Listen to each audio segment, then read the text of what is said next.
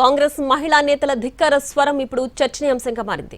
నిన్న విజయశాంతి ప్రభుత్వానికి సూచనలు చేస్తూనే కొన్ని కీలక వ్యాఖ్యలు చేయగా ఈ రోజు రేణుకా చౌదరి కూడా కాంగ్రెస్ పై సంచలన వ్యాఖ్యలు చేశారు.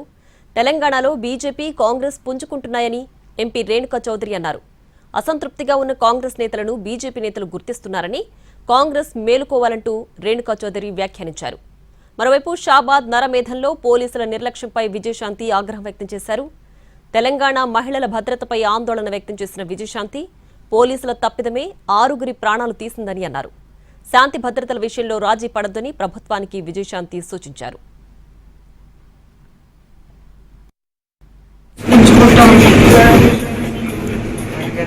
బీజేపీ వాసన చూస్తాం మా క్యాడర్ నంబర్ని వాళ్ళకి మనుషులు లేరు కాబట్టి వాళ్ళు తీసుకుంటేది మన దగ్గరే.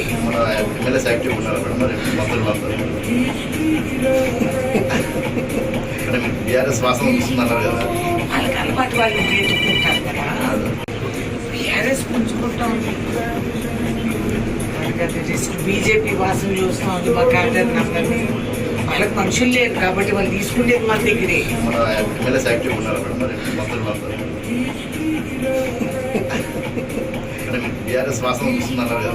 వాళ్ళకి అలవాటు వాళ్ళు పెట్టుకుంటారు కదా, బీఆర్ఎస్ పుంజుకుంటాం. బీజేపీ వాసన చూస్తాం మా క్యాడర్ నంబర్ని వాళ్ళకి. ఇక కాంగ్రెస్ మహిళా నేతల ధిక్కార స్వరం ఇప్పుడు చర్చనీయాంశంగా మారింది. దీనికి సంబంధించి పూర్తి డీటెయిల్స్ మా ప్రతినిధి చారి లైవ్ లో అందించడానికి సిద్ధంగా ఉన్నారు. చారి, ప్రస్తుతం కాంగ్రెస్ లో ఏం జరుగుతుంది? కాంగ్రెస్ మహిళా నేతలు ఏం చెప్తున్నారు?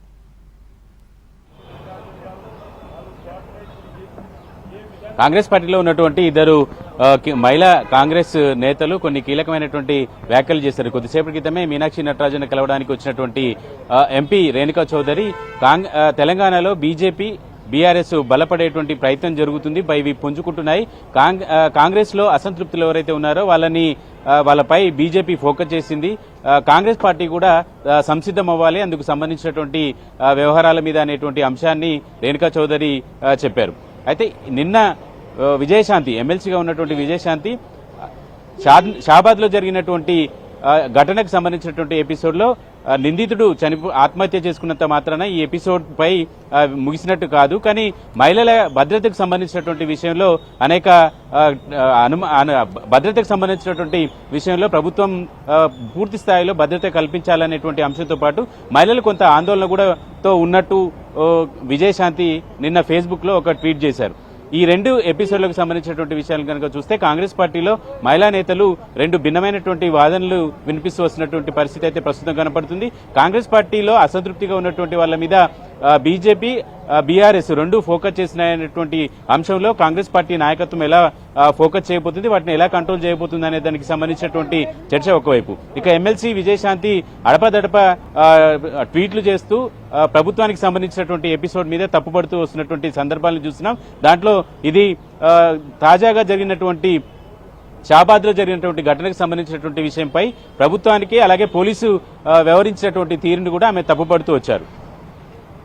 రైట్ చారి, అయితే కేవలం శాంతి భద్రతల విషయమే కాదు, ఎవరైతే అసంతృప్తితో ఉన్నారో ఆ నేతలపై బీజేపీ బీఆర్ఎస్ ఫోకస్ చేస్తున్నాయని కూడా అన్నారు. సో దీనికి సంబంధించి కాంగ్రెస్ అధిష్టానం ఎలాంటి చర్యలు తీసుకునే అవకాశం ఉంది?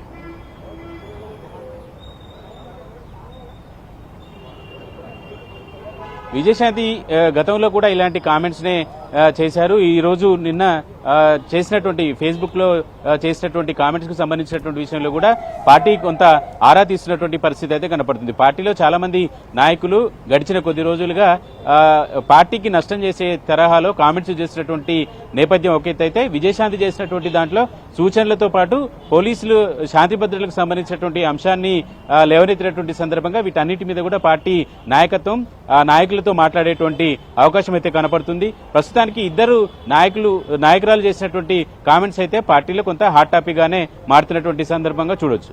Right Chari, thanks for the updates.